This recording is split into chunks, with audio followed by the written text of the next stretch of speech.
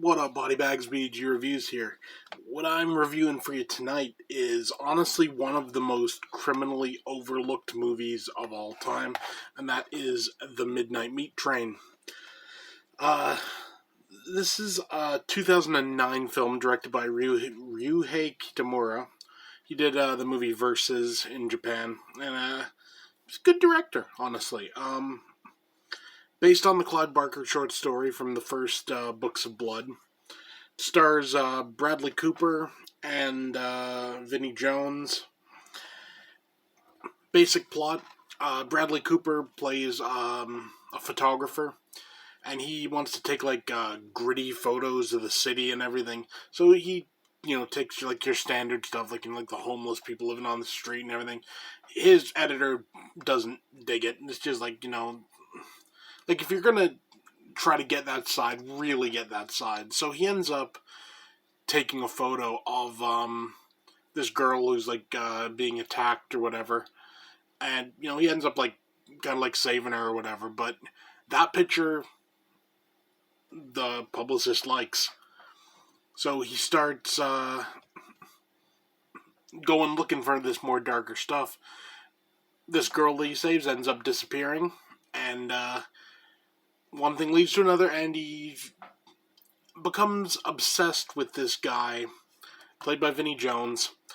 He's a butcher, and every night he takes the train home or whatever, and people end up dying. And Bradley Cooper's definitely this guy's a serial killer. I'm gonna follow this guy, see what's going on, and yes, he is a serial killer, and there's a lot of death in this movie, a lot of gore, and it's just all around really fun. I'm going to leave it there for the synopsis. I will say there is a twist at the end that, how can I say it? I'd read the story before I watched the movie, so I knew the twist was coming, but I could see some people being a bit taken aback by it, but you gotta remember, this is a Clive Barker story. Yeah, take that for what you will.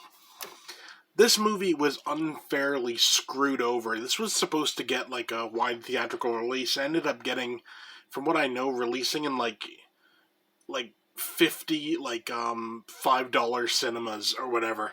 And Clive Barker and Ryuhei Kitamura are the commentary on this. They go into that a bit.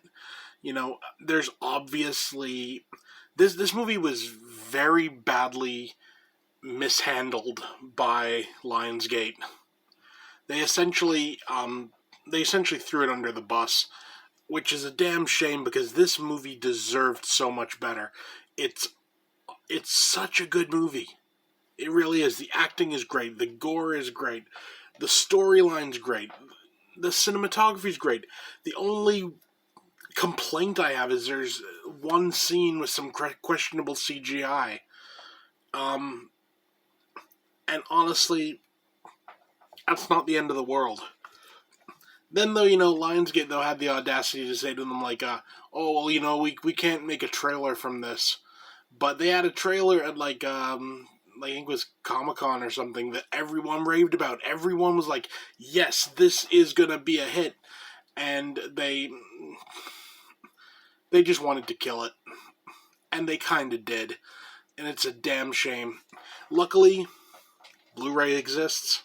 DVD exists. This movie has, I feel, found its place on physical media. At least I hope it has.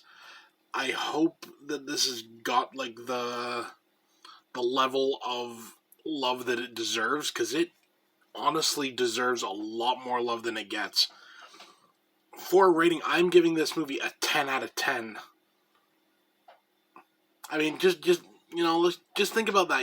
Even with the questionable CGI, even with everything like that, I'm still giving this a 10 out of 10.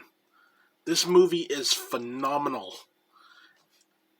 if you haven't seen it, do yourself a favor. You can pick up the Blu-ray pretty cheap. I think it's like, like $5 on Amazon or whatever. Pick it up, watch it, buy another copy, give it to a friend. More people need to talk about this because it is so good. It really is. And you can't go wrong with Clive Barker. And honestly, Vinnie Jones just reeks like threat. You just see him and you're like, damn, this is, And I'll just show you the back. Just give you a hint of what you're getting at. I mean, that's literally like the back cover. You got blood splattered girl crawling in a subway. Awesome. So yeah, definitely recommend it. 10 out of 10. Great movie. As I said, buy it. Buy a copy for a friend. Spread the love. This is a movie that deserves a real cult following. So yeah, that's it for me. See you next time.